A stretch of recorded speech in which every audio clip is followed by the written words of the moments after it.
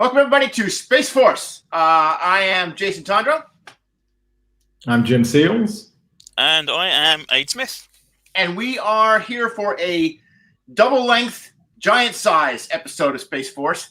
Last week, I was in Miami, Ohio, for Recon, a wonderful little gaming convention put on by the League of Geeks at the Miami University in Ohio. And they have a wonderful game design program there. I got to meet with the students. We did kind of a workshop where we broke open a Starfinder adventure and kind of designed all the encounters and all the skill challenges and treasure and stuff.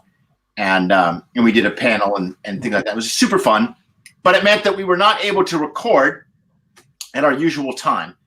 So now we are back in with a lot to do because those were two really insane episodes. So. Yeah. Picard may have said engage in the third episode, but he really meant it for the fifth and sixth episode. Yeah, no doubt.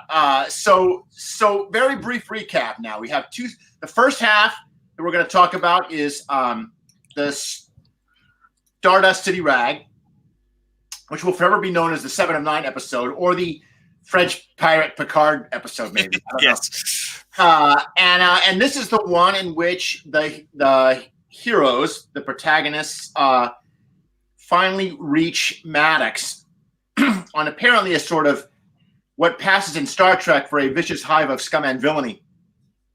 And it's this planet of Free Cloud. And Seven, at first, offers herself as essentially a trading barter chip to get Maddox back. But then as soon as we all get together in one room with the woman who's running things and actually has Maddox, and somebody help me out with pronouncing her name. I have Bjayzl. I thought it was Bjayzl. Bjayzl. Okay. But unfortunately, I was only able to watch the episodes once. So So when I saw her, I thought, holy shit, it's like young Deanna Troi. Oh, I thought this was Beta. I just told Misty, I was like, this looks exactly like Deanna Troi in the first episode in the pilot. Yeah, the towel of hair and then that. Yeah, exactly. Yeah, it was definitely a double take to see if it actually was her. It's like, is that? It's like, crikey. And okay, yeah. I'm not convinced that she's not a Betazoid, right? I mean, we haven't been told. Yeah, that's true. So she could, but anyway, Bjayzl, and in the flashback scene for this episode, we saw Bjayzl disassembling a recurring character from Voyager, whose name was Icheb. Icheb. Yeah. We're going to talk about Icheb, but he was a Borg who was reformed, an escaped Borg, and Bjayzl was taking apart his cybernetic elements, and then he has a very tender moment when Seven appears and tries to rescue him, but he essentially asks for help to die, and so she mercy kills him. She euthanizes him with a phaser.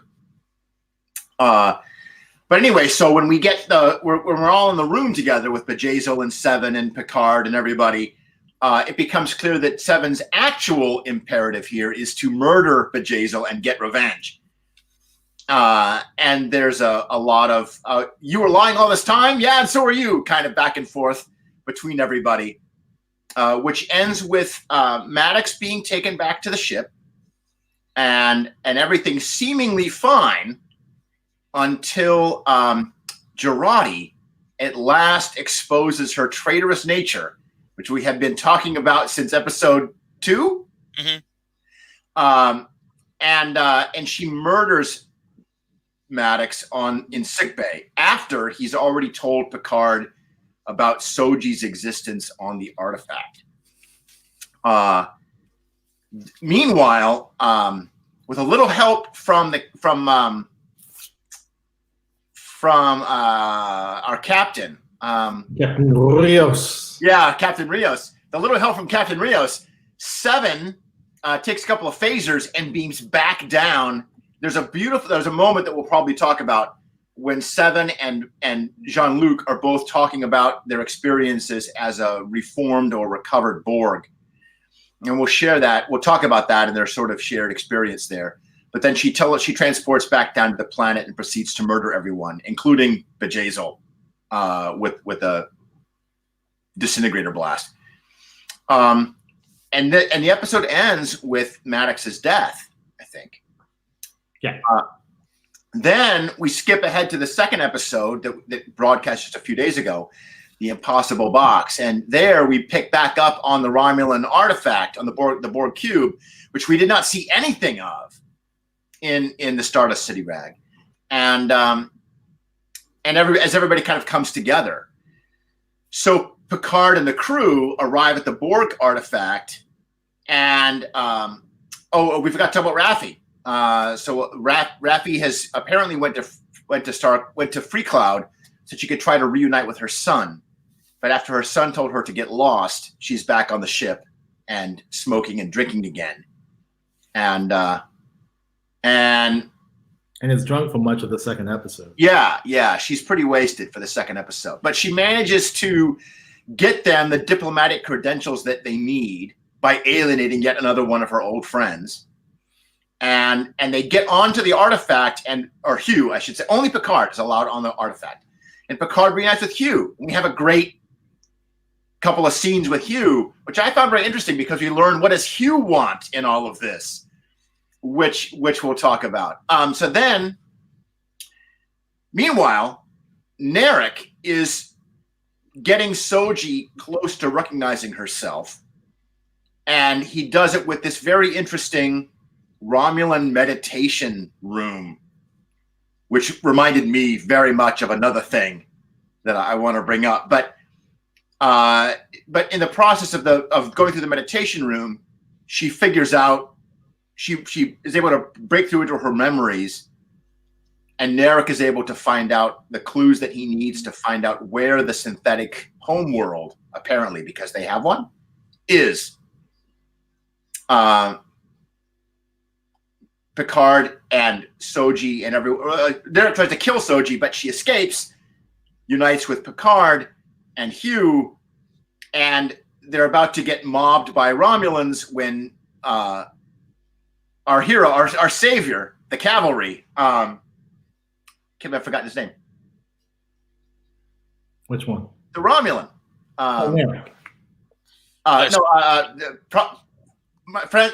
My friends choose to live. Oh, Elnor.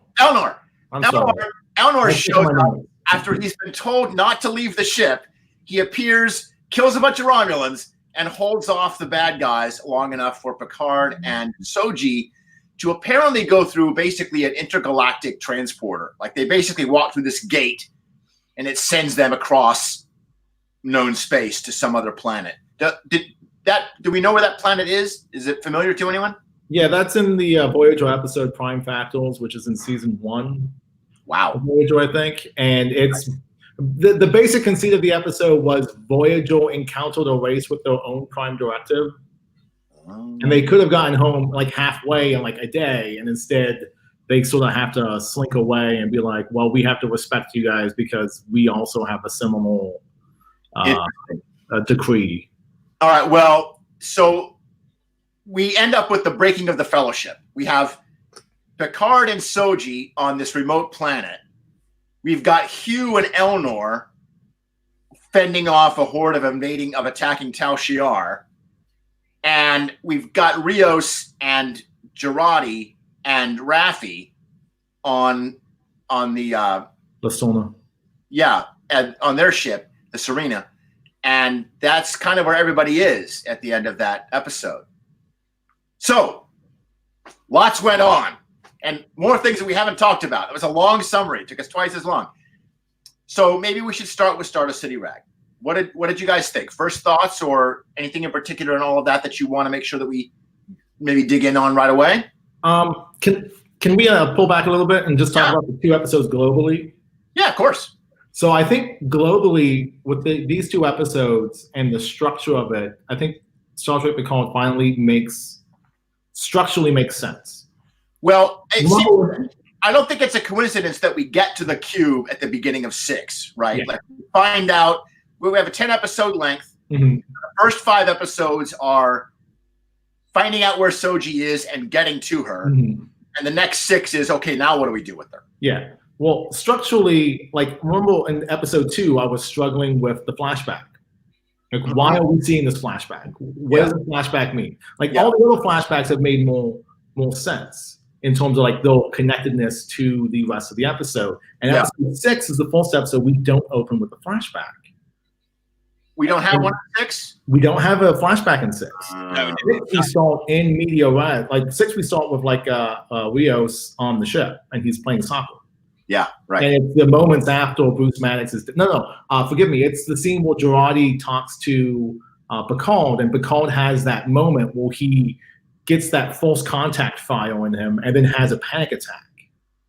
Okay.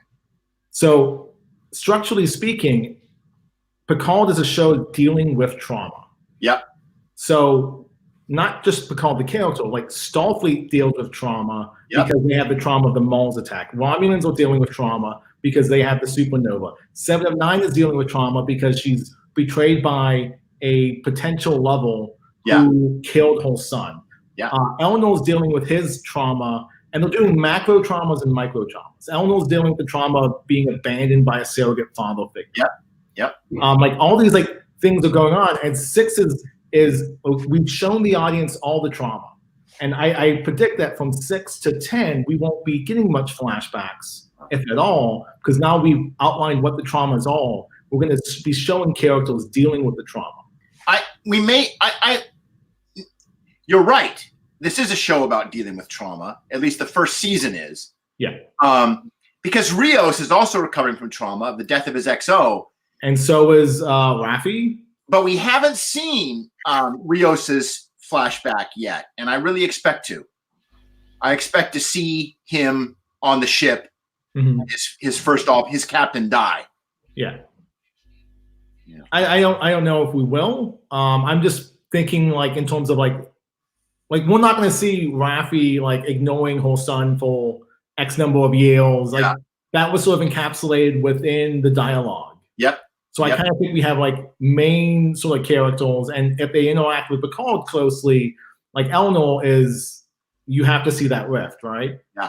Yep. Versus like Rios, like if it's totally devoid of the main structure of the plot, I think it's not going to factor in as heavily. So Rios's trauma is not linked to Picard, therefore we will not see it. Yeah, that's my thinking in terms of structurally speaking, because everything like, and all the characters are having different reactions, right? Raffi is losing herself in the bottle. Rios has isolated himself with himself to recriminate himself, right, on his ship. Yeah. Interestingly, Girardi's trauma we are seeing happen live. Yeah. Right? Yeah. Going from someone who doesn't like violence to someone who has to kill a level. And then like Picard has to have his quest. Like Picard has to have something to do. Like he can't just be the old man sitting on the vineyard. He's done that for 14 years and it hasn't worked out. So now he has his mission. Well, and also I think they're emphasizing, I mean, certainly in the Impossible Box, we see a lot of his struggle with Borg trauma. Mm-hmm. And he has a panic attack, like the captain of like the quintessential Starfleet officer. Like he's like, everyone's like, yeah, we can have the Picard debate, but honestly, when you think of what a Starfleet captain is, it's gonna be, the image is Jean-Luc, right? Well, that's why people like Kirk, is because he breaks the rules. Mm-hmm. He's the Han Solo of Federation captains. Yeah, and we see him actually having a panic attack. He like isolates himself in his holodeck cabin just to get a hold of himself. And he has another panic attack in public. Yeah. Like when Hugh shows up, and he was finally the only person in this entire show who's been excited to see Picard. He smiles at Picard. Yeah. Like the actor was just given this wonderful gift. Like everyone's angry at Picard, and you get to be the one character on the show so far who's excited and happy and energetic.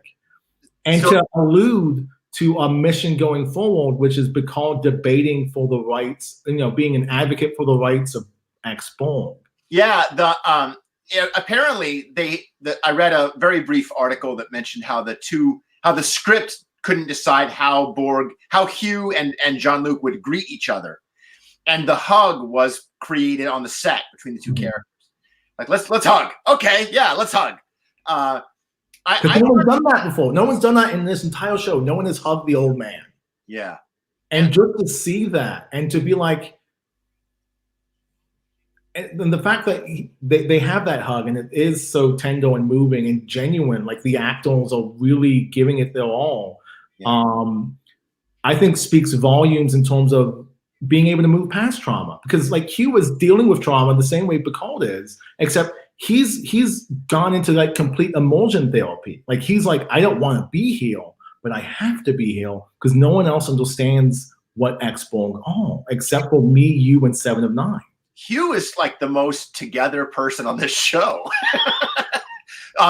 Abe, what do you think? I'm sorry, I'm monopolizing the conversation. No, it's fine. No, it's fine. Let's go for it. So they're all good. Yeah, I agree. Yeah, I'm surprised at actually how much Picard actually seemed to be reflecting on his experiences with the Borg after, because obviously it was always part of that thing. It was always his thing.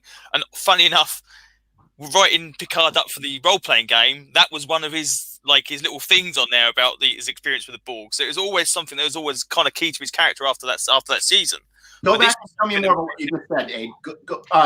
When you were writing up Picard, you wanted to make a mention of his Borg experience on his character? Yes, yeah, they do have, each character has like 4 different kind of traits that basically define that character. Okay. And in the role-playing game, they change over time, and you can switch stuff in, switch stuff out, whatever. What's kind of important to that character at that point in time. And one of them is the experience with the Borg. Okay. So it's definitely a thing. But this one seems the best scene in it, in my opinion, for the Borg thing was when the holographic screen showed Locutus on the screen. Wasn't that great? That was so good. Yeah. Where they put the image up there, and then they shift the camera just a little bit, so that's basically projecting Locutus on top of Picard's face. Yeah. And it was simultaneous. And the acting that moment where Picard touches his head where the implant is. Yes, yeah. Great. Like, that's what sold it to me, because at that point, like prior to that point, I was like, oh, this is fan service. Like this is like, you can't get Picard, you can't get Patrick Stewart in the chair for 6 hours. So this is as close as you're gonna get. But once he put his hand on his face, and it was a shaking hand, like it wasn't steady. Like once that happened, I was like, okay, all right, you just sold me on the fan service, and you gave me an acting moment. What I saw there was physical memory. Like he was looking at it and thinking, I can feel the metal, like in my head. And I thought he did a great job of selling that moment. So the other thing about is when he was on the board, on the actual artifact as well. Yeah. It's when the 2 X-Borg kind of grab hold of him and said, "Oh yeah, they're trying to make you so you don't fall." Yeah. Definitely, one of those Borg woke up in those alcoves, didn't they, and recognized Locutus. I swear there's a shot where Borg wakes up, and then when he's leaving, someone says, "Oh, Locutus," and he turns around. Whether it's the same guy or whether or not it's just the Borg racial memory kind of thing going on, and I don't know. But I swear, if there's not some kind of Borg rampage going on at some point in that cube, I'll be very surprised. I thought it was delightful. I mean, we didn't get a chance to explore it, but he and Hugh are running at the end of the episode, and some random Borg in the hallway just says Locutus. Like, hey, I know that guy. Yeah, very cool. So let's get back to Stardust City Rag, because sure. Both these episodes are giant meals, and more like a buffet table right now. Going, what are we gonna pick? There's so much. I mean, the first thing that a lot of fans, I think, saw about Stardust City Rag, and part of this because of the way the show was advertised and marketed, is that it was the comedy dress-up episode, right? Where we're all in funny costumes. But as we all remember, there's a lot of those episodes in Star Trek. Like, we can all remember Next Gen episodes and original series episodes where everybody dressed up as like Robin Hood and his merry men, or dressed up in gangster outfits or something ridiculous like that. I mean, this is a long-standing Star Trek tradition to dress up in funny outfits. Yeah, I loved Pirate Picard. I think I texted you, Jason. Yeah. Pirate Picard was best Picard. Yeah. Because Patrick Stewart has been known to do the opening monologue in his French accented voice. Okay. And it kills him. Like physically, when he's doing it, like afterwards, he has to drink water and like calm his vocal cords. So like while he's doing this, I'm like, oh my God, this guy is in so much pain. He didn't have too many lines as Pirate Picard. He didn't have too many lines, but they were wonderfully done lines. Yeah, he was funny. But in many ways, that's kind of a shell game with this episode, because it pretends to be the comedy episode, but it's really extremely heavy by the end. Like, I honestly felt this was the Stardust City Rag was the most kind of depressing of all of the episodes so far, partly because I really wanted to like Girardi, right? And so, and when she was revealed, when she kills Maddox at the end, and the actress is so great because she totally sold the reluctant murder, like, and she says this enigmatic phrase, like, if you had seen what I seen. So for a while we wondered if maybe she was like, how are the Romulans or whoever it is controlling her or manipulating her? We had a number of possible strategies. We talked about a mind meld. I think this might have been Aid's idea. But one of us talked about a mind meld, that maybe because if O is a Vulcan, she could have planted a hypnotic suggestion inside of Girardi. We were always suspicious of her because she shows up at the last minute and shoots a Romulan, which seemed totally out of character for her, and the Romulan would have totally kicked her ass. So why did she? But when you think of the Tal Shiars gladly just killing off their own men so that they could set up Girardi as the plant, it made sense. I, of course, was innocent and naive from the beginning. I always thought she was perfectly normal. It wasn't until you two came up and realized that she's probably a plant. And you are proven right, of course. Well, I didn't want to like it. Like, I didn't want Girardi. I wanted Girardi to go against that sort of grain. But it seems like Commodore O showed her something that convinced her she had to kill Maddox and Soji. Yeah, because I don't think we saw a little flashback to her and Maddox, and obviously working at Daystrom. I don't think she can be a Romulan agent that far back. I think at least it has to be something recent. I can't believe it's like, hey, we planted you in a Daystrom all this time just in case robots decide to take over. Yeah. And Admiral O, we still haven't resolved for sure if she is either a Romulan, a Vulcan from the Mirror Universe, or just a Vulcan who likes wearing shades. But it's probably not the latter because of the interview with Shaban, right? So where he says, yes, you're right, Vulcans don't need sunglasses, so why would we do that? So, but if she didn't mind meld, then that means she doesn't need to be a Vulcan, and the Romulan thing holds up. So I think the weight of the evidence is that Commodore O is a Romulan, and constructed or has, maybe just as a really good liar, and convinced Girardi that she had to do this. Jim, you said that you saw this coming a mile away. Well, I did. Like, actually, like, my wife has been suspicious of him since day one, and I've been like, no, I want her to be the doe-eyed one. Yeah. And then I realized watching once the chocolate chip, we have to talk about the chocolate chips. Okay. Because I think another concept in the main plot is this idea of imperfection being better than perfection, right? Yes. So, and that's sort of Data's whole struggle, right? Like, he can do things that a normal human being can't. He can, bend titanium in his bare hands. He can process all these things, but he can't understand a joke. The scene that you're talking about is a flashback that Girardi watches in her bedroom privately, and it's where we find out that she and Maddox were romantically involved, and Maddox has used a replicator to create all of the ingredients for chocolate chip cookies so that he can bake the cookies himself. And this is an obvious metaphor for Soji and Daj. And Girardi's like, why didn't you just replicate the cookies? He's like, well, because I don't like replicator cookies, right? Well, because replicator cookies would give you, like, a pre-programmed, you have 9 chips. If you had actual chocolate chip cookies made by someone, you get the cookie with too many chocolate chips, you get the cookie with not enough chocolate chips, and you get the cookie that's just right somewhere in the middle of the batch, right? And that's sort of like what Maddox is trying to go for when he says that they are perfectly imperfect. Yes. At the end of the episode. Yes. He's talking about Soji when he says he's talking about Soji and he's talking about Dodge. Like, I wish you would have seen them. They're perfectly imperfect. Yeah. And that's sort of like that whole concept of perfection versus imperfection. Yeah. And I think it echoes Picard's breaking faith with the Federation. Because it's the perfect being the enemy of the good, right? That we talked about in episode 4. Oh, that's right. Yeah.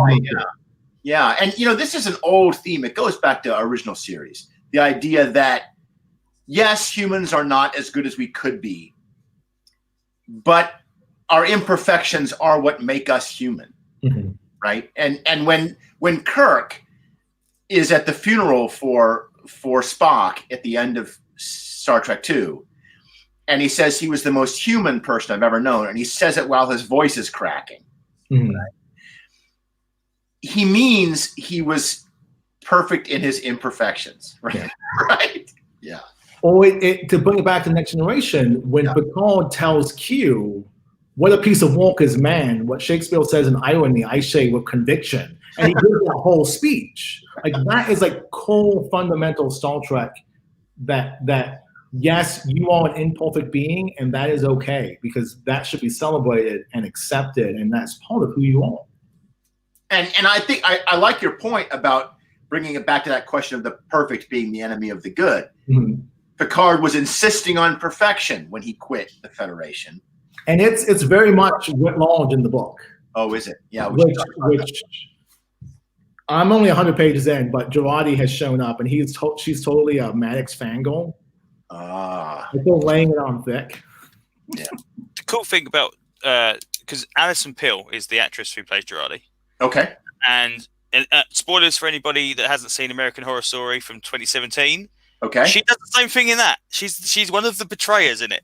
So, but the thing in that series, she does it because she wants to do it. In this series, you definitely get the idea. This is very reluctant. This is not something she's relishing in. She's not the evil, manipulative bad guy. Just go, ha, I have you now, and pulls this, James Bond style. This is something that's she said. This is where this is quite an interesting twist for this character, rather than just being another pawn in the in the kind of the game of chess. Yeah, there's this brilliant little moment when they're all waiting to try to get onto the Borg cube, and they realize that only Picard can go, and she says, "Oh, we can't go," and they're like, "Well, I'm sorry to disappoint you," and she's like, "I'm not disappointed. I'm relieved because if she went to the cube and saw Soji, she'd have to kill her, right?" And I remember back in one of our early episodes, Jim and Aid, you guys were both talking about the Narek Soji romance.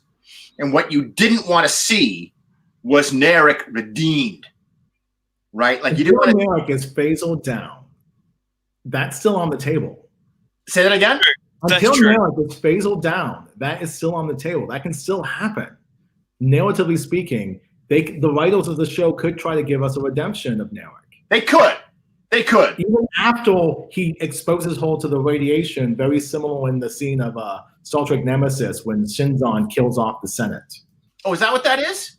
It's not the same gas. Like this gas is red. That gas was green. But the idea of it coming in a small package and being dispersed into the air was very evocative of it, at least. This is clearly how Romulans like to kill people.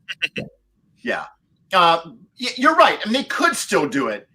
But I find that the Narek's arc and Girardi's arc are interestingly different in the sense that if Narek is redeemed, we are going to hate it because he's a really evil bastard. But if Girardi is given a path to redemption, it might not be so terrible. Like she'd have to, it has to be honest. But I'm much more sympathetic to Girardi getting a second chance after this is all over. I don't know. Yeah, so again, the other thing is we don't really know what her mission is because when they mentioned about getting onto the Borg cube, she says about I can just say I'm there for whatever reason. They say, oh no, it won't work. So she actively wants to go there for a reason. So whether it is purely assassination or just curiosity or what. So it's I don't think she wants to go there. I think she's saying that because she feels she has to. For her mission. Like this is what Commodore O told her. Commodore O was like, okay, you're going to go to the Borg cube. You're going to claim that you're a scientist and you need to go onto the Borg cube that way. And when she tries to give that plan, Picard's like immediately, no, that won't work. We can't do that. And she's like, inwardly, her thought balloon is, thank God, I don't have to do it. Well, the other thing is like this is a woman who's lived her life in a post best of both worlds world, right? Yes. Like she was probably 10 or so when those episodes happened. Okay. Who in the right mind living with that, having seen 39 starships blown up full of people, who would want to visit a Borg cube? Right. That takes a special type of individual who wants to do that. And Girardi's like, oh, that's a relief. Like, I don't have to do this awful thing. Okay, so you don't think it's related to her mission. You think she just want to go on the Borg cube. I think it had more to do with like the Borg are scary bastards. Yeah. I don't want to deal with that. Oh, Because when do we actually learn that Soji's actually on the cube? It's not. I don't think O knows she's on the cube. I think O literally plants her there to just follow Picard around and hopefully find Maddox. That's true. I don't think it's like just follow Maddox and then go to the cube. They don't know about it then. So she's That's just true. tagging along and kind of making up as she goes along, effectively. Yeah, So- she only had missions up to Maddox, right? Yeah, I would assume so. Yeah. So let's get back to Seven, because we haven't really talked about her story arc at all. She has this. We get this. It's suggested pretty strongly that she had a relationship with Bjayzl, which will no doubt give us fan fiction for a decade. Well, let's temple that a little bit. Okay. By saying that you can have queer readings of Seven in the context of Star Trek Voyager. Like it's not outside of the realm of possibility. Unpack. You're right, and I have seen that, but unpack it for us, for the people. Well, so Janeway has a special program where she occasionally meets Leonardo da Vinci, and she goes there to think on her problems. And at one point, Seven activates that program without Janeway's permission. And when Janeway goes in there, they have this really sort of intimate conversation.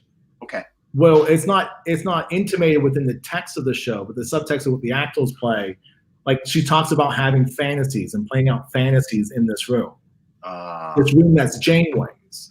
So you can have that reading of Seven of Nine as a bisexual character because they do give her male, like overtly male romances with Chakotay near the end. Okay. And also there is another scene where the doctor inside Seven of Nine's implants. Just sounds awful to say. I was just going to say that's the wrong implants putting on a female character. Like, and the female character is the female crewman is reciprocating and is very much into it. But the caveat is, you know, that it's the doctor inside Seven's body, which is a whole nother weird thing. Okay. Interesting. So you can have queer readings of Seven. Yeah. Beyond this one episode. So in other words, this episode is not establishing that she's bisexual. It's in many ways advancing that. Yeah. I wish the episode would have done more to actually actually named it that. Yeah. Like that's one of my critiques of the episode was we kind of play up the fact that she's the only one that knows Seven's real name. So at some point after Voyager and before, she kills Icheb and she finds out it is Bjayzl, she accepts her name as Annika, which only a few people on Voyager even knew that was her name. Right. Like, I think the doctor knew it, and I think Janeway knew it, and I think that was it. I could be mistaken. My Voyager knowledge isn't all that great.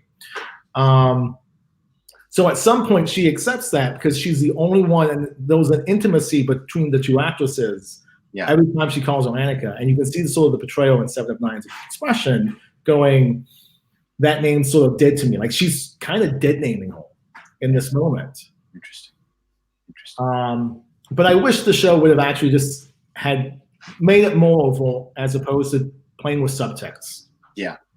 Yeah, this is a big challenge with LGBTQ relationships in television, that often the studio kind of makes a head fake towards it without making it explicit. And it becomes very easy to not look at, to ignore, or explain it as something else if that makes you uncomfortable. Yeah, and the irony being as well is that we've got a potential Romulan brother and sister relationship going on. That's fine, but possibly we don't want to go too far. It just seems to be a bit crazy. We go full Game of Thrones. We don't mind doing that. Oh, yeah, but the Romulans are evil, so it's okay. Yeah, that's it. Yeah, but it's just a weird cut-off point. Yeah. That's another problem I have with Trek and exploring sexual issues is, first off, Star Trek owes a giant debt to the female fans in the 70s that read into Kirk Spock. That's right. started the convention circuit was their enthusiasm for that relationship on screen. So much so that Gene Roddenberry had to go out of his way in the novelization of the motion picture to say no homo, like not happening. They're brothers. Like he spends pages on it to establish that this is not a thing. That's funny. So the creator of the show is having to refute it in the novelization of his first movie. That's the other aspect is the male universe. It's okay to be bisexual. Right. Yeah. So it's okay to be bisexual if you're a bad guy. Yeah. And that's not Star Trek. That's a lot of genre fiction, right? The same thing happens to like when Willow in Buffy first finds out that she's gay when she sees evil Willow. Says, I think I'm kind of gay, right? Like, so, yeah. And then, the thing that pushes her into being a villain in that season is that her gay partner dies. Yes, that's right. Like she's mortal, and then Willow just becomes evil for the whole 6th season. So impromptu Buffy talk. Hey, these shows all feed on each other, right? But Buffy's a wonderful show. So let's touch on that moment that Seven and Jean-Luc have on the transporter when they're sharing their thoughts about being recovering Borg. What's the name that Hugh gives them? NBs? XBs. XBs. X-Borg. When she asks him if he has his humanity, did he recover? Did he get his humanity back? To which he says yes, but did you get all of it? And of course he says no, and she admits that she also is the same way, but she's fighting to reclaim it. Right? She's trying to just sort of be the best imperfect human that she can be every day for the rest of her life. And then she immediately transports down the planet and murders Bjayzl, which is perhaps not the most. I mean, and I think Jim, you noted this. Revenge is a very human thing, right? But like it's a very do that. The Borg themselves. There was no point to doing that action, so the Borg will not pursue it. Like they don't pursue revenge. Yeah. They assimilate. They consume. Yeah. But they don't go out of the way to be like, Picard defeated us again. We're going to specifically send this strike team to go after just him. Like they don't do that. Like that's a very human action to do. We would think of it as an immoral or unethical act. It's a bad thing, but that bad thing is part of her being human, right? Anyway. Yeah, and I know some people don't like the treatment of Seven in this episode. Okay. And I get the impression is they reckon that she's acting it out of character because of her kind of like quest for vengeance and this kind of stuff. But we don't know what's happened in the last 14 years. We've got some reason for it, but we haven't obviously done what happened since she left Voyager. But the other thing being is, of course, 709 was never actually a Starfleet officer, technically speaking. That's right. So she hasn't got like that years of training. She was a Borg, and they went around assimilating people left, right, and center. So and she's been a member of the Fenris Rangers for we don't know how long. And the Rangers appear to be. I mean, Picard calls them vigilantes, and she's like, "Okay, fine. You want to call me a vigilante? That's fine." But the point is, he's like, "Well, you're taking the law into your own hands," and she's like, "What law? There is no law out here." And she's definitely going full on Punisher in this episode.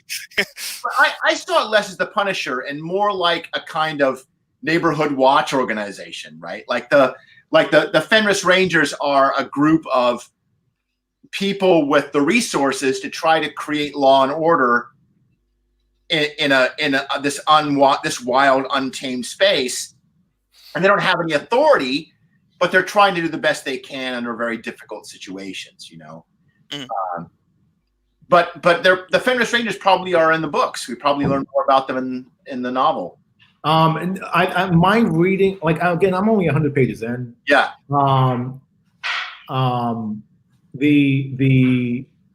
I think the Fenris Rangers are a outcome. My understanding of reading the interviews is it's an outcome of the supernova and the lack of evacuation.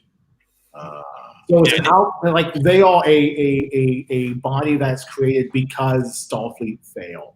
Okay. Right? Like I think, and this from my understanding, this book is only going to cover that failure. I don't like maybe subsequent novels will explore that area.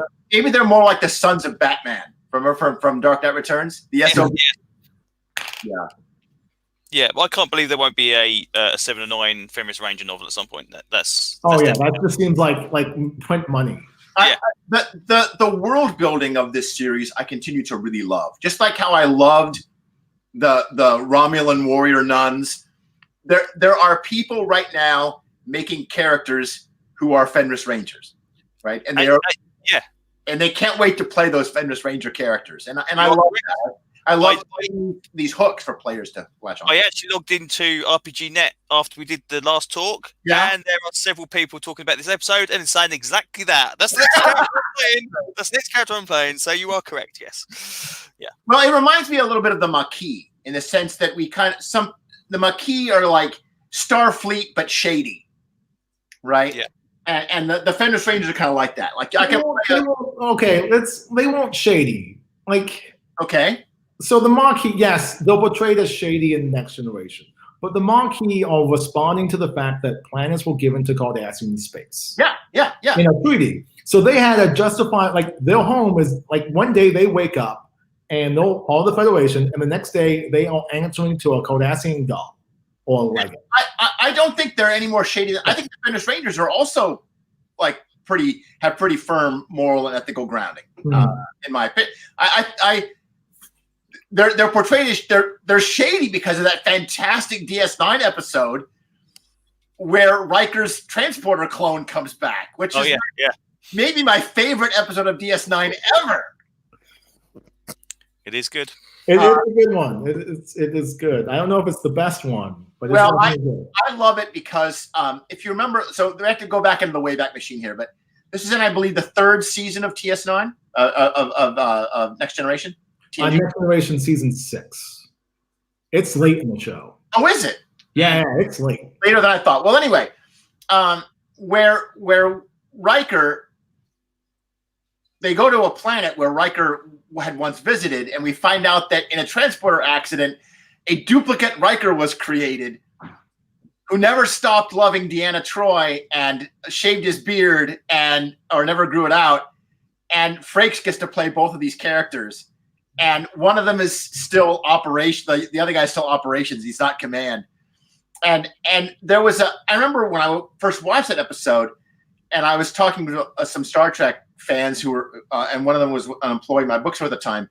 And we wanted the original Riker to leave the show, and the replacement Riker to stay, like to replace him on the show, which was something we thought maybe might have been in the at least talked about in the writers' room, but that didn't happen. So when I got to see that plot hook come back, that's why I happen to love that episode. But anyway, it's a good episode. Don't get me wrong. I love the cheese factor. It's totally Star Trek cheese factor when he just rips off his Bayonne. and it's fake. It's fake Will. What was the name that he calls himself? It's not Will. It's Thomas. Thomas, that's his middle name, Thomas. Yeah. Anyway, but we got off track. So Fenris Rangers. Fenris Rangers. So thought we also Seven has clearly changed since we saw her on Voyager. She's more human. She's wearing regular clothes. Her hair's grown out. All of that seems to me to be indicating that she is less Borg, more human in her personality and life. She's talking normal. Yes. Yes. Yeah. Well, anyway, so have we missed anything on Stardust City Rag? Let's talk about the opening. The opening. The cold opening. Yeah, sure. You mean when 7 of 9 is rescuing? Yeah. Well, even before 7 shows up, when Ichep is being dissected on the table. Yeah. And when I saw that trailer when that opened, that was pretty grotesque. Like they were pulling this person's eyeball out of his socket. Well, and there was a lot of blood, and I thought it was pretty gory. Abe, what did you think? Yeah, it was actually quite surprising, and I didn't know what was going on originally. I thought, Borg. Yeah, that's interesting. I don't know if Jim's going to go on this as well, but the interesting thing about the Borg thing is who are they selling the parts to? Who are these? Who are buying these parts up? And Parts of Borg parts. Yeah, and obviously, yeah, all those bits that they're ripping off of the Borg on the cube, are they selling them out the back in a van somewhere to the people that buy them as well? It's just like there seems to be making a lot of money. Maybe that's how they fund it or something. It just seems to be a thing. But yeah, interesting. Jim? My thought was, so there was a giant discussion as to whether or not it was Star Trek, or whether or not it was appropriate. Well, this is like the swearing and the cigarettes, right? Yeah, like the gratuitous nature of it. And my thought was, I didn't think it was graphic enough. Because what we're dealing with essentially is the dehumanization of an individual. Yes, he's an object. Yeah, he's totally an object. He is being sold in parts. And anytime we've dealt with the dehumanization of individuals in our society, it is a very cruel, very vindictive, very gratuitous and uncomfortable thing. So I think making the audience uncomfortable, like, I don't think Star Trek's necessarily supposed to be comfort food. And I think Picard is making a point of saying this is not comfort food. This is, we're going to be talking about people in much the same way that's happening now with people being in cages on our border. I mean, that's a very dehumanizing thing. So we're going to eat your vegetables and like it. Yeah, it kind of, and it's sort of, for me, the gratuitous nature of the scene, because I'm very uncomfortable when anything happens to the eye. Yeah. Like for me, it's squeamish. I have to look away. I get very upset. That's just like one of my peccadillos. For me, the fact that I wasn't comfortable justified 7 of 9.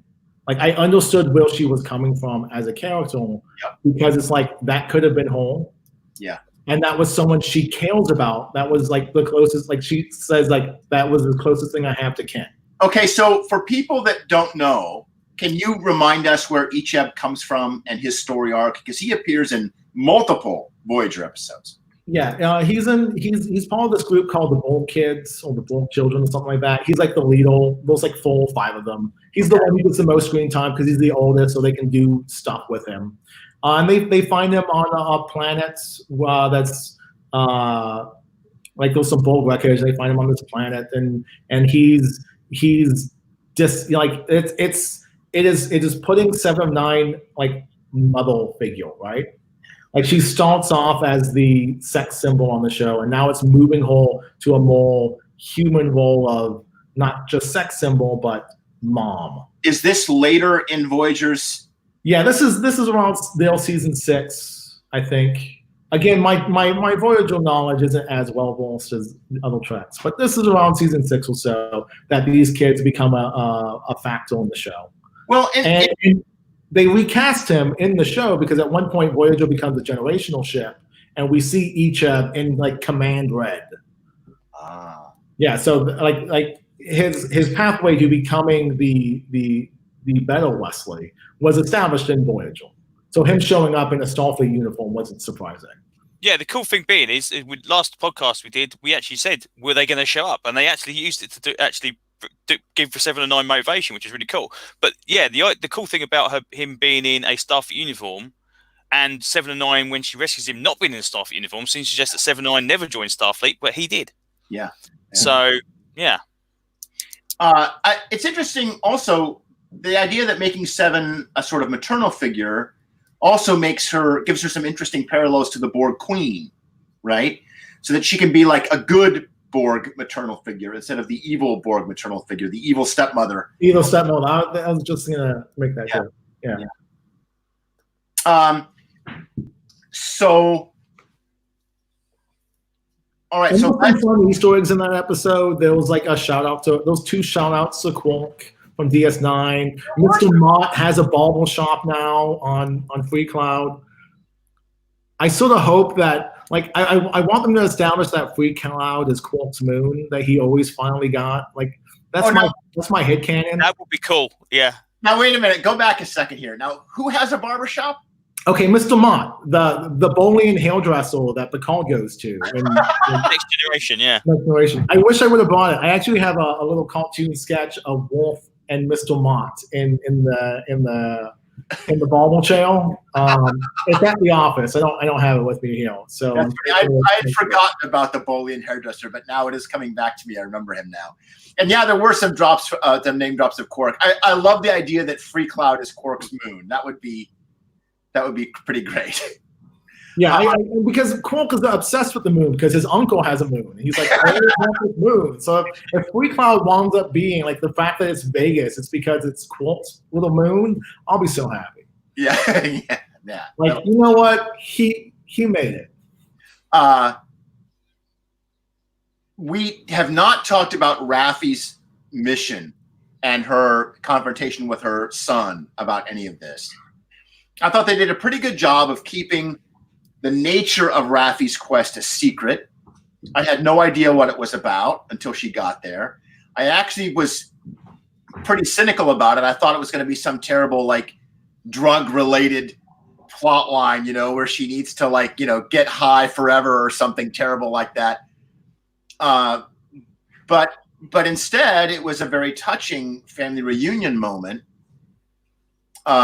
I loved how they telegraphed pretty clearly to the audience immediately that her son still resented her, but she doesn't pick up on it immediately. And so there's the scene goes for a minute or so where she keeps thinking that she could still make this work, and we realize that it's hopeless, which I thought was very poignant and sad. Apparently the cause of this all was that she got kind of obsessed with her focus on the Romulan involvement in the synthetic attack. Mm-hmm. Is that what you guys got from this as well? Well, if we read into the Maul's attack as Starfleet's 9/11, yeah, and I think the show is obviously doing that. And then the concept of the Council of Eight, or the involvement of the Tal Shiar, or the Zat Vash in it, becomes the truther movement, right? It becomes sort of the conspiracy theories around 9/11 that we've all had to live with for the last 19 years. But in this show, it's setting up the truther as being correct. And Star Trek's had a problem with that in the past, because in Into Darkness, one of the main writers, Robert Olsey, not Alex Kurtzman, one of the main writers is a truther himself. So he kept injecting a whole bunch of trutherism conspiracy theories into the script. So when you start watching Into Darkness through a truther lens, it becomes a little bit more coherent in a strange kind of way. More coherent. The first time we've seen this in Trek. That's interesting. So she was sort of this conspiracy theorist, and her husband and son were alienated by it, mm-hmm. and she left, and they've gone their own way, apparently. And of course, the kicker is when he introduces his Romulan wife, right? Raffi's going to be a grandmother. Mm-hmm. She's going to have a half Romulan granddaughter. But she doesn't seem angry or resentful of the daughter. Like, I don't think she hates Romulans. No. Right?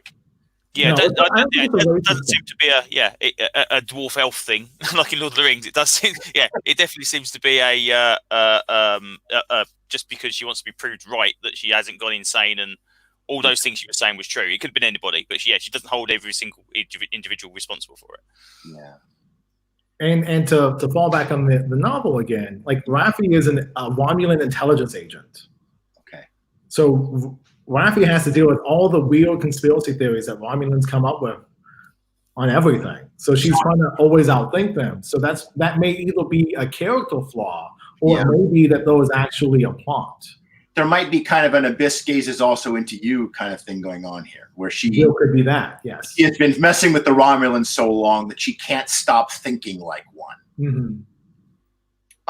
Well, this is a good transition into the second half of the second episode that we wanted to talk about, the Impossible Box, when Raffi is on the ship, but she's basically intoxicated and useless. But they say, well, we need you to do this. So they bring her up, and she manages to get these diplomatic credentials for Picard to get onto the cube, basically by saying, look, we're already here. he's going to go on there anyway. It's going to be a huge diplomatic incident unless you provide him some cover. Mm-hmm. And the admiral or whoever she's talking to gives them that credentials, but then says, "Never call me again. Like, this is it." Yeah, and also the interesting thing about that is they mention that it's a former neutral zone, so we do no longer have a neutral zone established. So there's no transitional kind of border between Romulan space. So it'd be really interesting to see exactly what is left of Romulan space. Obviously, we've got these little enclaves of survivors, but have they actually got something that can enforce it? It's, you know what? There was another comment that really made me wonder, because Hugh is talking to Picard. You know, Jim knows exactly what I'm going to say. I mean, the moment they said that line, I'm like, here it comes. I got to just make a note of this. Because Hugh says we still have a queen, only now she's a Romulan. So that means that whoever is leading the Romulans is female. Right. So it's got to be Sela, right? You would have thought. I think you might be right on this. Like, if we're going to like revisit all of Picard's sins, like Tasha Yar dying is one of the big ones, right? I mean, I don't think we'll get it this season. I think we'll be setting it up, but we have 2 more seasons of this show, right? It can't all be Picard and Soji on the run for 3 seasons. No. Yeah. I think once this macro plot is resolved in some fashion, I think the idea of Picard being an advocate for Borg is really interesting. Yeah. Because that gets to the idea of, can you be part of a system and not be evil? Yeah. Right? Like the Borg themselves, like individually, they're all victims. But the collective as a whole is an evil. Yes. Like, can you contribute to a society? And that's something that we as Americans, we as people living in Western civilization are struggling with right now is, can we be part of these systems and still consider ourselves good people and as individuals? When there was a clear development in Picard this episode, because he starts off by saying they're Borg. They can't convert. They can't become better. They can't change. They're Borg. But then he knew that was wrong. Like, he knew himself that was wrong, but that was his own fears and his own anxiety talking. And so then when he's with Hugh and he's seeing the recovering Borg, and he has to acknowledge, like, they can't, they're victims. They can change. They have to be unplugged from the collective. Mm-hmm. They need help. They need psychological and physical help. They need medical care. But they can rejoin society, and they can live happy and fulfilling lives. Look at Hugh. Hugh's totally together, in a mental sense. And that's when Hugh sort of slides that little thing in. He's like, yeah, like, because Picard came and he's like, okay, I need to find Soji. Can you find Soji for me? But the next time we see them, they're not looking for Soji. They're in the recuperation area. And we find out that Hugh did this on purpose. This is what I love about this episode, because Hugh's got an agenda, and that's good writing. When the minor characters have an agenda and they're like, okay, what does Hugh want? How can we show what Hugh's trying to get out of all this? And Hugh shows Picard these people that are recovering. And he's like, if there was a spokesman for the Borg, and if that spokesman was Jean-Luc Picard, boy, that'd be something, he said, right? Like, and I'm like, oh, there it is. Like, how can Picard not take that bait, right? Like, he was brilliant.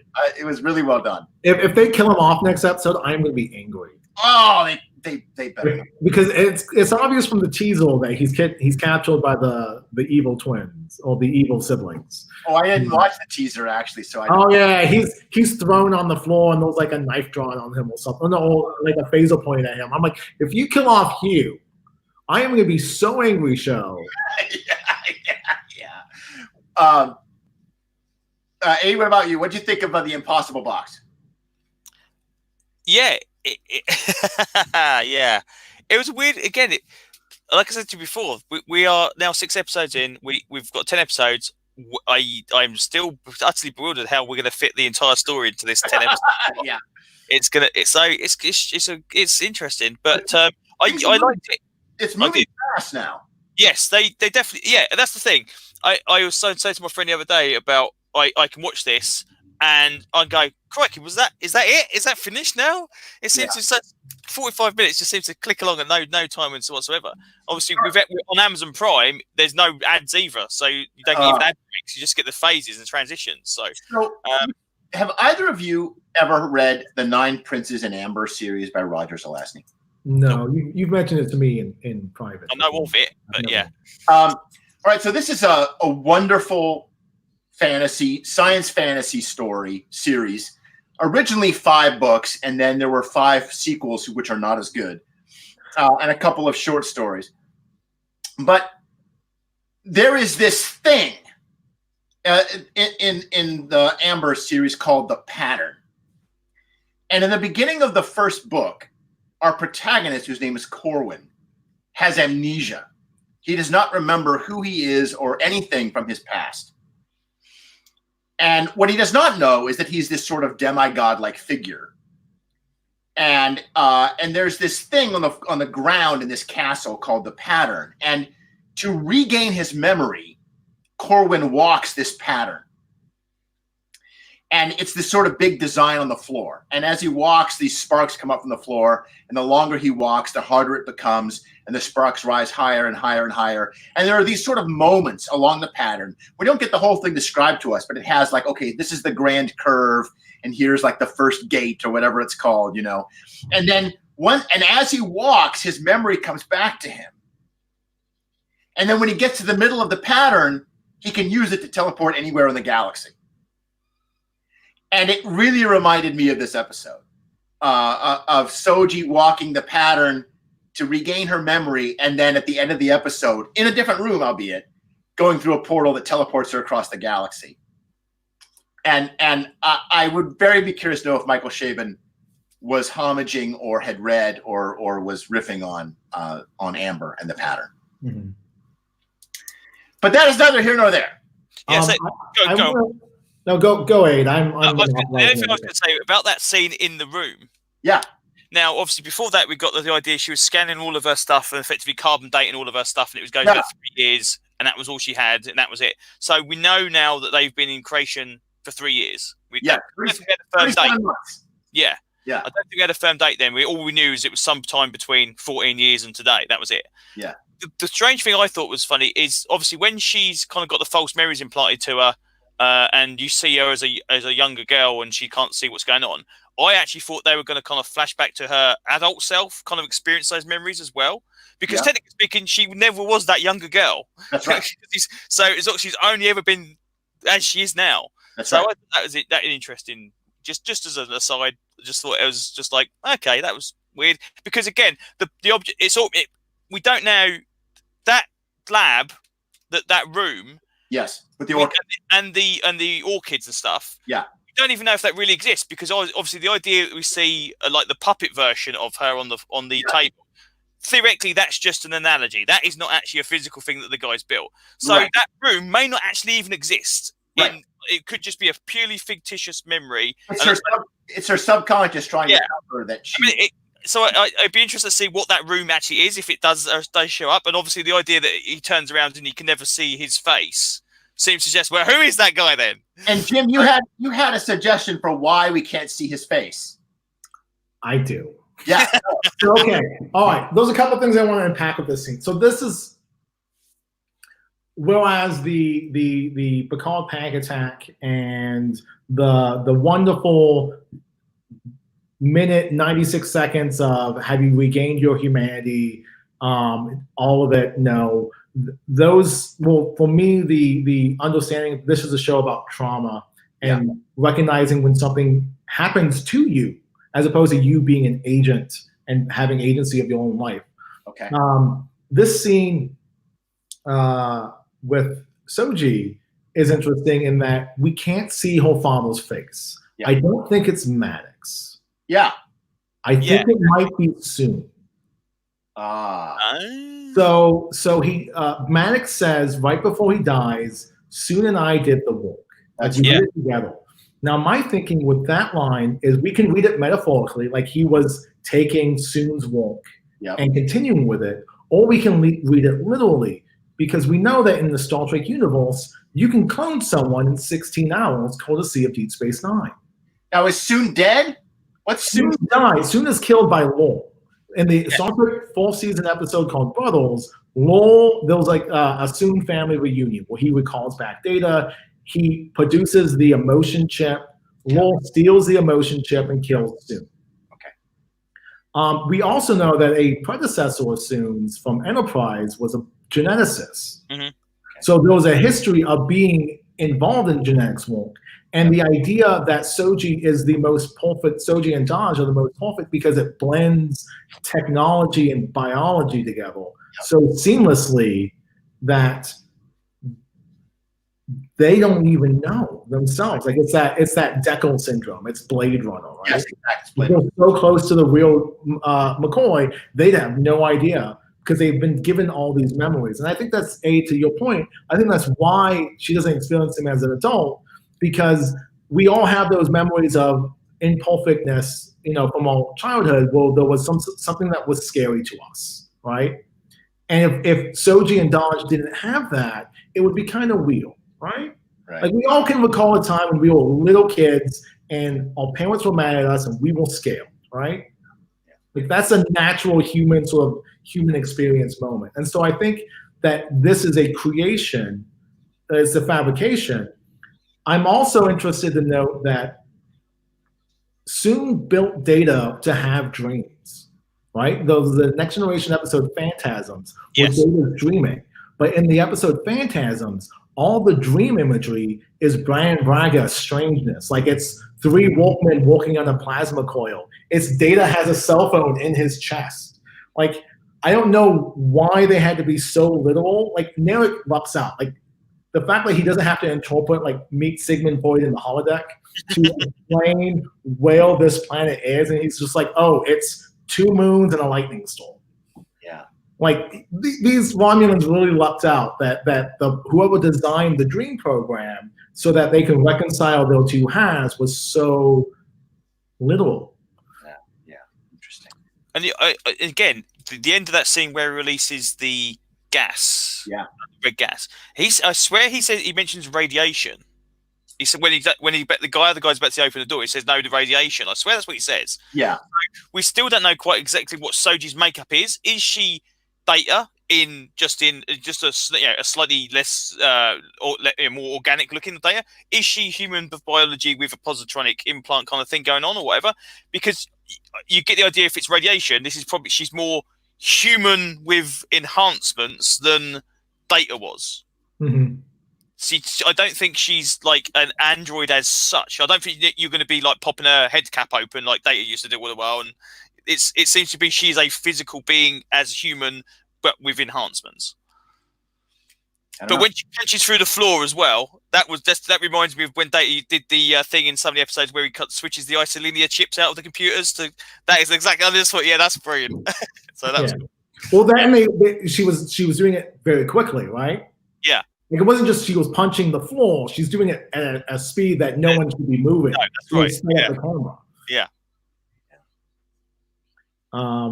So, and then she drops down, right? So Soji drops down through the floor, and finally we get the Picard meeting. Yes. And klaxons are going off, and Romulans are running down the hallways, and everything's gone to hell. And Picard says, "Trust me." Yeah, you have to trust me. Yeah. And this Soji, this android, this synthetic life, hasn't had the mother program activated. Yes. So remember in the first episode, we were like, why is there a glitch with the mom program? That's because the mom program is the sleep program, right? Yeah. It's so it kicks off from the sleep program when she says she's in trouble to find Jean-Luc. Right. And I think, Jason, you were postulating that Find Jean-Luc was maybe Romulans had taken over the program. Well, it was clear that the glitch shows that the program was hacked. Yeah. I think we understand now it was hacked by Merrick. No, right? I think it was hacked by the creator of the program. Like, it's a fail-safe. Like, the mom program to be like Find Jean-Luc is the fail-safe because who can protect synthetic life better than the one who defined the rights? But who created the program? That wasn't Merrick? I don't think it was. I think it's whoever dad is, whoever the phantom father figure. Oh. Whoever that person is. It's not Maddox. It's not Narek. It's not anyone like that. It's whoever that mystery person is. And I think it's going to be Brent Spinell in some soon role. Yeah. Again, the interesting thing about that is that when she says about Soji's calls and they only last 70 seconds each time, and they monitor the actual transmissions and they go off the station. So she's actually beaming a signal off station. So someone is out there receiving that thing to beam back again. It's not just like a automated thing where you open the book and you get like a effectively like a hologram holodeck character that's talking to you, and it's not actually going anywhere. So there is some information traveling out from that device that she uses, and obviously so someone's definitely hacked that to get her to go and see Picard. She obviously doesn't recognize Picard, so hers hasn't been hacked and activated in that respect. So it's not like an inbuilt memory that if there's any trouble. So there's definitely something on that end that seems to suggest that she's been steered in that direction in episode 1, or her sister was steered in that direction in episode 1. But I don't think it can be the Romulans. I think it has to be the creator, like you say. It has to be somebody else. There has to be someone else there, because otherwise they would have done something similar. Yeah. And to your point, Aid, when you're talking about the biology thing, she stabs herself. Like, she can feel pain. Data couldn't feel pain. But there's no blood. There was no blood, but she does stab herself to wake up. But this addresses Aid's question about how organic is she, and the answer is not very, because she doesn't appear to have blood. She does seem to have scratches on her when she comes out of the tunnels after. That's right. Yeah, she is bleeding on her forehead. Yeah, so there is definitely some superficial damage. Yeah, she's got some Terminator. There's something underneath. Yeah. And also one other point, because I know someone's going to write in. We have seen Data infected by a biological agent. You'd be so lucky. If any of you are listening, please write in. We have. But we have seen Data infected by the Psi 2000 virus, where he himself got drunk. Yes. So there is and Data also comments in that episode, if you prick me, do I not leak? Why not leak? So there's always been a biological component of Data. I think it's just to the nth degree with Soji and Dodge. Well, then the sister made that comment about being fully operational, or whatever the comment was. What was the line referring to Data being sexually active? Oh yes, I'm fully functional. Multiple techniques. Yeah, fully functional. And functional programmed in multiple techniques. She needles Narek about that, calling Soji fully functional. Yeah, I didn't even catch that. That's a good callback. So when we met Elnor in his first episode, you mean the best character in Star Trek? when we met the best character on this show, and it's funny because Jim, you were talking about today. You were talking about the Dr. Girardi, and you were like, I wanted to like her because she's a sort of doe-eyed innocent. But now we understand that Elnor is the doe-eyed innocent on the show. That Girardi was just pretending to be the doe-eyed innocent, and in many ways, Elnor moves into that role as she moves out of it in episode 5, right? But I want in-butting and out-butting to be the new thing. Yeah. I want that to be like the phrase that catches on, like fully functional. Like that used to be a T-shirt that some fans made around the time of those full seasons of Next Generation. I want in-butting to become a thing. In-butting? Okay. Not to be in-butting or anything. On your I'm sorry. But so then so Elnor, I had a thing I was going to talk about. I totally sabotaged you. I'm sorry. Nothing I was going to say, but other than talk about the ending of the episode, but now it's fled. But I'm interested to see what's going to happen. Obviously, we've got Hugh and Elnor on the board. Oh yeah, that was it. So when we first met Elnor, the two of you both enlightened me on the fan theory, which you both ascribed to, that Elnor is Narek's long-lost brother. Yeah. And presumably, therefore, also his sister's long-lost brother. I know that we want them to not actually be brother and sister, but I think they probably are. See, I'm not sure, because I'm now thinking, is it a sister thing, as in sister in the fraternity of this thing? And that's the kind of thing I'm going for now. It does seem to be like almost like an address to give someone in the same order. Yeah, I really want to subscribe to that, because I know I talked about that a lot in the previous episode. Yeah. But when he says little brother, like the specificity of saying little brother I was like, oh well, maybe the Romulans, because they are an offshoot of the Vulcans, and there could only have been X number of them that dissented and got into spaceships and left Vulcan. Maybe they don't have an incest taboo, because that's the only way they can propagate those species. Yeah. Well, regardless, that was the theory. So it's interesting now that as soon as Soji leaves the cube and Narek's plot is basically over. I mean, Narek's got nothing to do now, right? His sole plot was to find out where the synthetics homeworld is, and he was romancing Soji. Mm-hmm. And now he got that information and she's left. So his story arc is over, except conveniently his brother has just about to show up. Yeah. Giving him a brand new subplot of like, oh shit, now how am I going to reconcile myself with my long lost brother? Are you saying the show is going to make me like Narek because the show is going to save the best character ever created on Star Trek? Is that what you're saying right now? You know, all I know is that one day, Elnor is just going to call everybody in the room on their shit. He's going to be like, okay, you're lying and you actually mean this, and you're lying about this, and you're lying about that, and all of you are a bunch of lying liars who lie. It's going to be glorious. the scene where he comments on Girardi's and Rios' tension, yes, was just perfect for me. Like the acknowledgement of this is making me uncomfortable. There's a couple of lines like that in this episode where we understand one of Elnor's abilities. Like if I were writing up Elnor as a character, this show tells me he has a huge sense motive stat. That he can just tell he can tell when people are hiding things.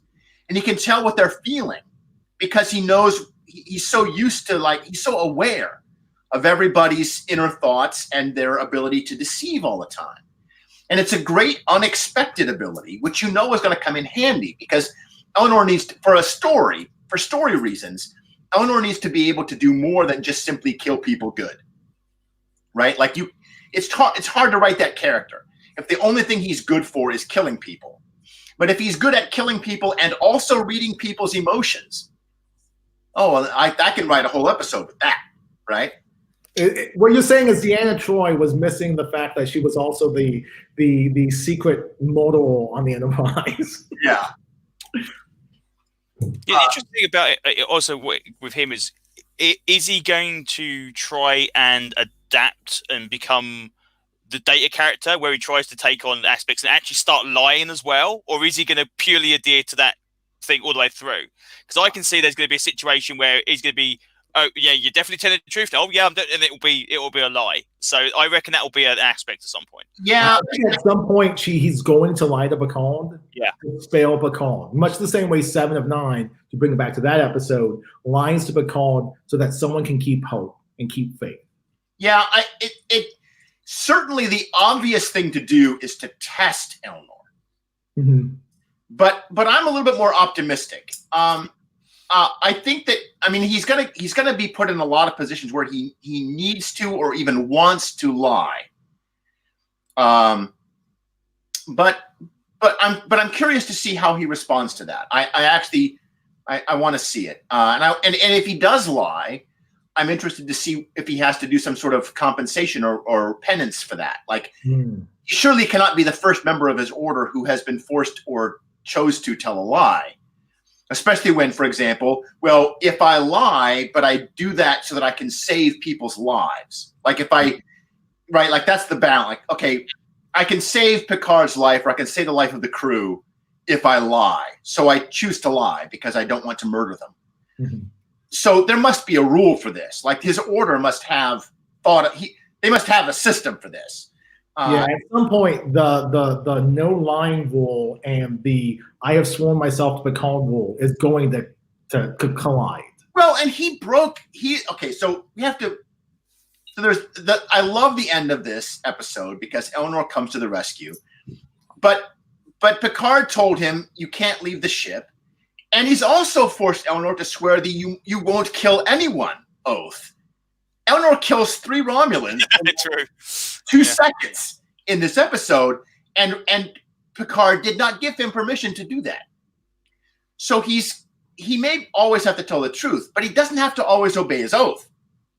That's true. He's already violated it. Mm-hmm. And there's that, and I love the bit where he's like, "Well, I swore my oath. I swore my sword to you, to your cause. Well, I release you. I refuse your release." Like he's a total teenager. Like, well, I refuse to be let go. Well, the best thing about that scene, like after he does the heroic thing, like after he does the hero, the White Knight riding on his horse moment, and kills those 3 Romulans, Picard begs him to come with him. Yes, that's right. And then there was that moment between the 2 of them where Picard says, "I'm not, I don't want to leave you." And Eleanor goes, "You have no idea how much joy that brings me." It fills my heart with joy to hear you say that. And he says it smiling. And I love that Eleanor is just so upfront and honest about everything. Like, it's great. Yeah. I don't want it to be like he winds up being like, I know that at some point in the show's history and the show's run, he's going to have to lie. And the only one he can really lie to will have to be Picard for Picard's benefit. Like narratively, it just feels like that's going to be the focus of that. Yeah. Otherwise, it's just like sort of a wasted opportunity. Yeah. But yeah, she's just such a great character. And the fact that the episode ends with on black, please, my friends, choose live. And it's such a great moment. The first time he says that, it's just a line. Like he actually knows this guy, and he's actually friends with them. The senator, the ex-Roman senator that he kills. Like maybe they actually are friends. Yeah. But this time, now he said it twice. Now it's his tagline. Mm-hmm. Right now he's going to say it like it's going to be like I have spoken. T over hot.